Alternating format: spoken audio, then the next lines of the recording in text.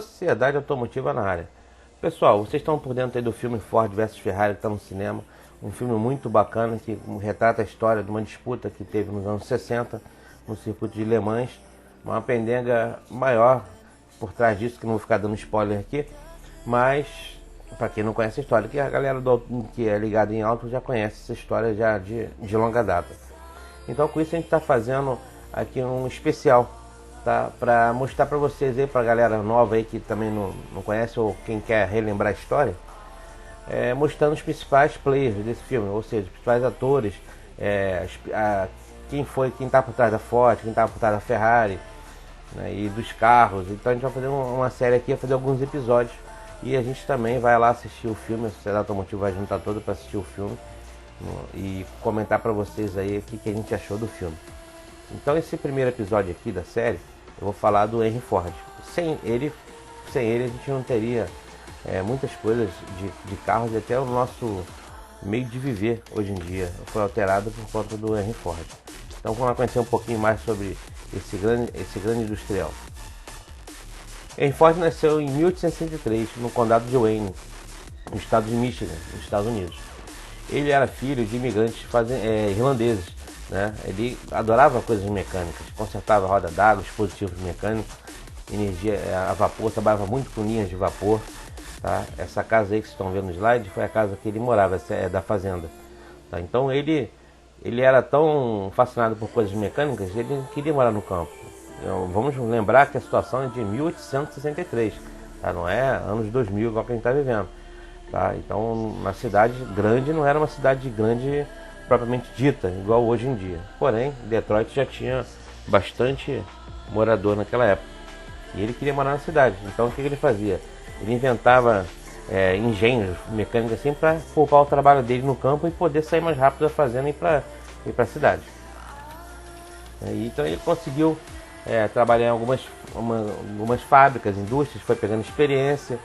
Tá? Então ele, em 1891, foi contratado como engenheiro na Edison Illuminating Company. Em 2 anos já era chefe da equipe. Vocês estão vendo aí ele de bigodinho aí na foto. E mandava muito. Ele era um cara muito inteligente. Então ele tinha o dom da mecânica. Ele, como engenheiro-chefe, ele conseguiu se dedicar à construção do seu primeiro carro, porque ele tinha um horário mais vago do que o peão em si. Então ele se dedicava à construção do seu carro. Então ele fez um triciclo e foi terminado em 1896 esse triciclo. Ele era um quadriciclo. Um quadriciclo com motor de 2 cilindros e chegava a 35 km por hora. Ele ficou muito famoso lá na cidade, que ele chegava com aquele carrinho dele lá e todo mundo queria saber. Então ele foi chamado para conversar com o Thomas Edison. Teve um pequeno encontro com ele. E assim, nesse encontro dizem que ele encorajou o Henry Ford. Não desista, continua, você tem que aprimorar sempre, aquelas coisas todas. E foi um encontro muito breve, porque se vocês voltarem a 1896, Thomas Edison era a grande estrela dos Estados Unidos. Era considerado o maior inventor de todos os tempos. Né? Tinha General Electric, tinha aquelas que depois que veio a ser General Electric, né? Tinha várias empresas, milhões de patentes, era um cara arquimilionário. Arquibilionário. Então ele tinha o tempo dele, eu creio que era muito escasso. Ele deve ser tipo o Trump lá naquelas entrevistas dele de 5, 6 minutos para ver se fecha uma parceria. Foi mais ou menos alguma coisa assim. Então ele encorajou o Henry Ford a continuar. E isso foi determinante para a vida do Henry Ford. Então ele fez lá esse quadriciclozinho muito bacana, cheio de problemas, mas continuou trabalhando em cima dele, né? E o supervisor de Henry Ford não estava gostando muito. Ele queria que o Henry Ford continuasse na fábrica, então ofereceu uma promoção para ele. Você vai ser superintendente geral daqui da fábrica, e só que você tem que abrir mão dos seus projetos de carro. Esquece gasolina, vão trabalhar com coisas elétricas, que ele trabalha numa fábrica de produtos elétricos. Vão trabalhar com eletricidade. Então Henry Ford tomou a decisão. Ele largou a empresa do Thomas Edison. Isso custou caro, né? Custou caro pro Henry Ford. Ele criou uma empresa chamada DAC, Detroit Automobile Company, em 1899. Em 1912 ela já estava falida, para vocês terem noção. Foi a primeira vez que ele faliu de duas. Então, como vocês podem ver aí na imagem, eles faziam um carro de luxo. Como os carros eram feitos para aquela época para gente que tinha dinheiro. Mas muito dinheiro, não era pouco dinheiro, não, nem classe média. Tinha que ser rico para ter o carro. O carro era 2, 3 mil dólares um carro. 2, 3 mil dólares em 1890 é muita coisa. Então ele fazia os carros e faliu, não vendia. Depois ele começou a brincar com carro de corrida. Esse carro aí que estão vendo aí, ele ganhou uma corrida, né? Vocês vão ver mais pra frente aí. Então ele fundou a Henry Ford Company, que durou um ano, de 1901 a 1902. Então fabricava carros de corrida e de forma artesanal e estava começando a ter corrida para tudo que é lá nos Estados Unidos. Era igual a corrida de cavalo, né? Tinha em todo lugar, então começaram a substituir os cavalos por carros. E muitos circuitos eram jockeys, né? Era circuito de jockey mesmo, o tanto que o formato ficou até hoje. Aí depois esse carro aí está no museu lá da Ford, no circuito de Sweepstakes, em Grosse Pointe, Michigan. Henry Ford vence o piloto da época, que é Alexander Winton, em 10 de outubro de 1901. Então ele fez um feito. O Alexander Winton era o cara que ganhava tudo, né? Era o Schumacher da época, era o Senna, era o Lewis Hamilton aí, que ganhava 9, 10 corridas. Então ele conseguiu ganhar com esse carro aí doidão aí. Você vê que era dinâmica, não existia. O pneu, vocês podem reparar, o pneu não tem sulcos, né? Ele corria circuito de terra. Olha o radiador que bacana, parece um ar-condicionado, né? E as ligas do carro. Então com esse carrinho aí, muito doido por sinal, ele conseguiu ganhar o Alexander Winton. A foto da chegada aí. Vocês notam que os carros tem 3 carros chegando, e ele consegue ganhar, né, por quase um meio carro de diferença. Então ele ficou vitorioso, então começou a criar fama. Com essa fama, ele conseguiu convencer alguns empresários, no caso foram 12 empresários, a bancar uma fábrica nova. Só que ele já estava com outro foco. Ele não queria fazer carro mais luxuoso, ele queria fazer carro para popular. Então ele entendia que o carro tinha que ser uma coisa popular, não só um objeto de ricos. Então em 1903 ele consegue essa grana desses milionários, de investidores, e funda a Ford Motor Company em 1903. Então tinha uma fábrica, tudo que ela, nessa época tinham 22 fábricas já consolidadas em Detroit, só de carros. Você vê quantas fábricas tem aqui no Brasil. Lá tinham 22. É uma coisa absurda. É lógico que eram fábricas pequenas, não eram fábricas grandes, mas já faziam diferença. Então ele buscou foco nos carros populares.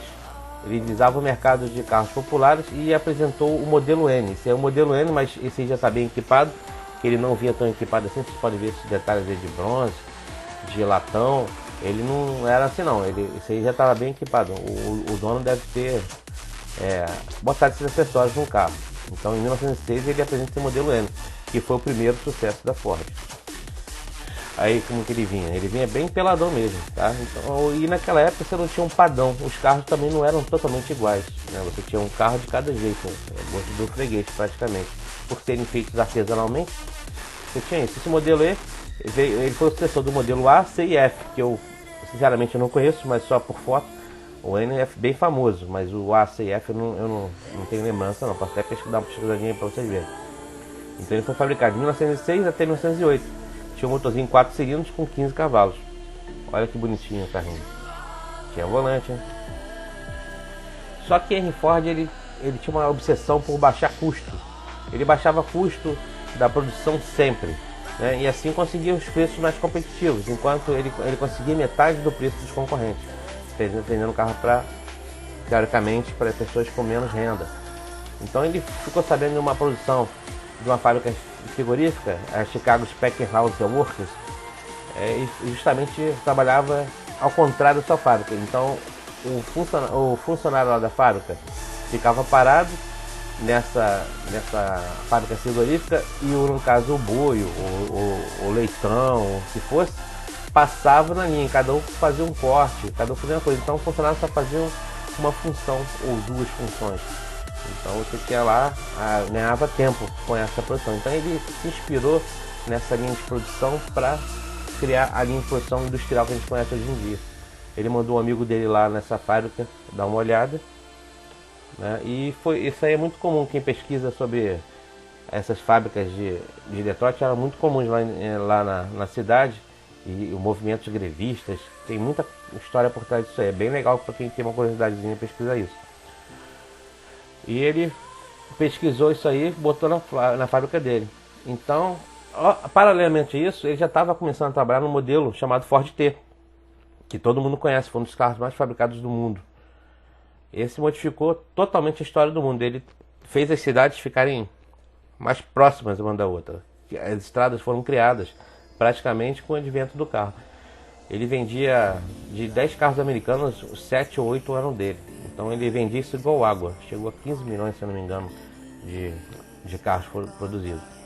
Então ele estava aprimorando na sua linha de produção. Ele apresentou esse carro em 1908, né? Em 1908 ele produziu. Aí tinha algumas versões aí. Esse aí é um sedanzinho em 4 portas. Então ele introduziu o conceito no Ford T. Só que ele não foi de uma vez só. Aí ele, vou fazer a linha de produção Ford T. Foi em tentativas e erros. E ele visitou a fábrica lá por mais ou menos 1909 e começou a brincar com isso. Para você ter ideia, para montar o motor desse carro, ele levava 10 horas para montar o motor do carro. Quando implantou a linha de produção, caiu para 4 horas essa montagem. Ele foi produzido de 1908 a 1927. Teve lá 15 milhões 7.003 unidades produzidas. Tinha a versão sedã, a 4 portas e a picape. O motor dele era um 2.8 litros com 4 cilindros e desenvolvia 20 cavalos com velocidade final de 75 por hora. Era um carro bem simples, né? Daí surgiu aquela famosa frase dele que está na biografia dele: você pode comprar o carro de qualquer cor, contanto que seja de preto. Essa frase surgiu por causa do Ford T.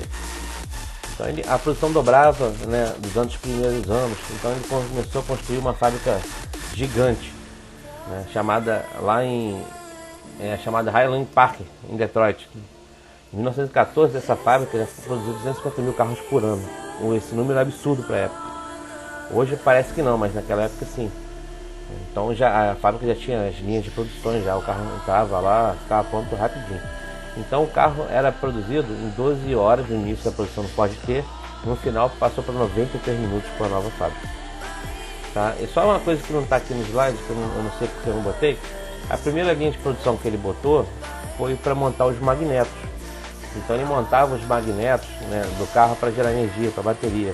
Ele era acoplado no motor, ele parecia um magneto, parecia muito com aquela peça da caixa de marcha automática, que eu esqueci o nome agora, que ela é bem parecida, um bujãozão que ficava acoplado no volante do motor. Então ali começava a gerar energia para o carro, para os faróis do carro e para gerar a queima das velas. O carro não tinha grande necessidade de energia elétrica naquela época, mas para fazer o carro funcionar com as velas, né? E o farol não era nem um farol, era uma luzinha que tinha na época, quando não usava acetileno, né? Então ele, nesse ritmo aí, a produção em alta rotatividade de funcionários.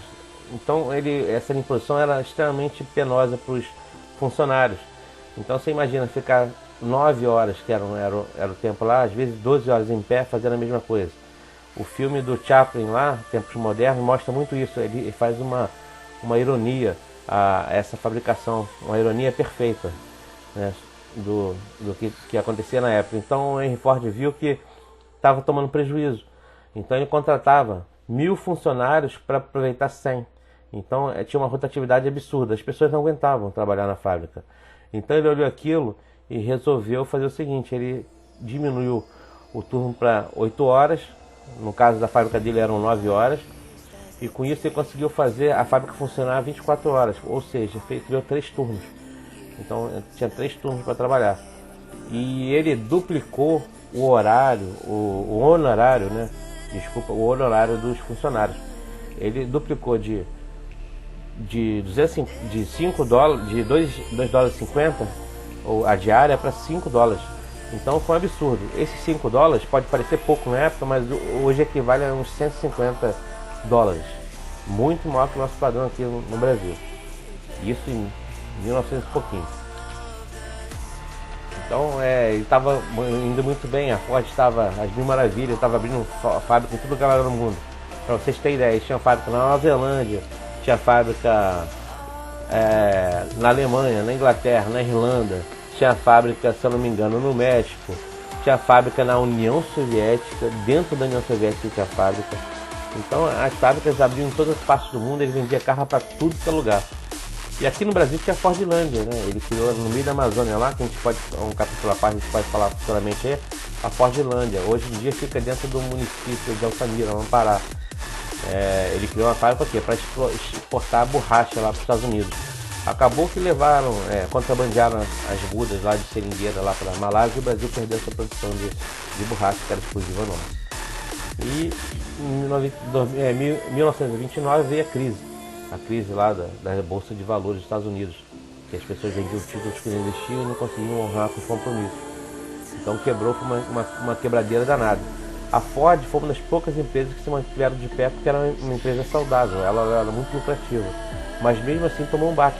Teve que mandar muita gente embora, teve que diminuir o valor da hora trabalhada. Foi uma coisa de doido. O que salvou a Ford e praticamente toda a empresa americana na época voltarem a ser o patamar antes da crise foi a Segunda Guerra Mundial. O esforço de guerra foi absurdo. Então as indústrias automotivas, para você ter ideia, as três principais, que na época era Chrysler, Chevrolet e Ford. Tem a Chevrolet, né, que é a General Motors, desculpa chorar, não, General Motors, que era a maior delas, e a Ford em segundo nessa época. Então eles começaram a fabricar um monte de coisa. A Ford, por exemplo, fabricou 7 mil bombardeiros B-24 e 24 mil tanques Sherman. Eu botei Sherman aqui no slide, mas está errado, tá? Sherman. 24 mil Sherman M4 e quase 300 mil Jeeps. É coisa pra caramba, 300 mil Jeeps fabricar. E lembrando que os Estados Unidos entrou em 41 na guerra. A guerra terminou em 45. Então você vê, em 4 anos fazer 300 mil Jeeps, e bombardeiros, tanques e outras coisas mais. Eles faziam armas, tudo. Então permitiu os Estados Unidos ter uma fabricação de arma absurda. Os Estados Unidos fornecia arma, por exemplo, para a União Soviética na guerra, fornecia para a Inglaterra, fornecia para os rebeldes franceses, para eles, para o Brasil quando entrou na guerra. Então os Estados Unidos fornecia arma para todo mundo, praticamente para todo o lado dos aliados. O esforço de guerra americana foi tão absurdo que os caminhões russos, né, de combate eram daquela marca americana também, que eu não lembro agora, mas eu boto nos créditos para vocês aí. Então esses carros iam via Alasca. Eles construíram uma estrada lá de Seattle até o Alasca. Foi até um sargento do exército que resolveu o problema do congelamento do concreto e conseguiu transportar. Talvez se o Hitler tivesse a solução do congelamento do concreto, tinha ganho a guerra, né? Então essas soluções a gente não leva muito a consideração, mas elas podem modificar o mundo. Então esses carros, esses aviões, tanques, foram todos exportados lá para a União Soviética via Alasca. Eles já estavam pela Sibéria e conseguiram barrar o crescimento do Hitler no fronte oriental. E graças a isso foi a linha de produção que a Henry Ford aprimorou. Não foi o inventor da linha de produção, como muitos falam, porém ele foi o cara que botou ela para funcionar. É igual aquela piada que o cara que criou o limpador de para-brisa, morreu pobre porque ele criou pro lado de dentro do carro, depois aprimoraram e botaram lá de fora. Foi mais ou menos isso. Ele aprimorou o sistema. E ele, infelizmente, morre em 1947 e ele não viu o seu legado que ele deixou para a humanidade. Sem a linha de produção deles, aliás, não teriam conseguido fazer tantas armas em tão pouco tempo, não tinha conseguido encurtar as distâncias das cidades, que mudou para sempre o conceito das cidades. Ele mudou não só a indústria do seu país, dos Estados Unidos no caso, como de todo mundo. Graças ao Henry Ford, os Estados Unidos estavam com dinheiro pra caramba nos anos 50, né? Praticamente financiaram a guerra toda, foram vitoriosos da guerra. Tinha americano por tudo que é lado do mundo. Então o povo começou a ter as bonanças disso. Os anos 50 foram muito abundantes para os Estados Unidos. E eles lá começaram a sair das cidades, morar no subúrbio, porque já tinha um carro, ele podia morar a 30, 40 quilômetros da cidade. Então nasceram os subúrbios americanos, as cidadezinhas pequenas, no paraíso, né, que a gente vê em filmes dos anos 50, até nos anos 60. Então, graças ao Henry Ford, mudou. E a gente hoje em dia tem a produção em massa de comida, enlatados, tudo que se possa imaginar, graças ao tio Henry Ford aí.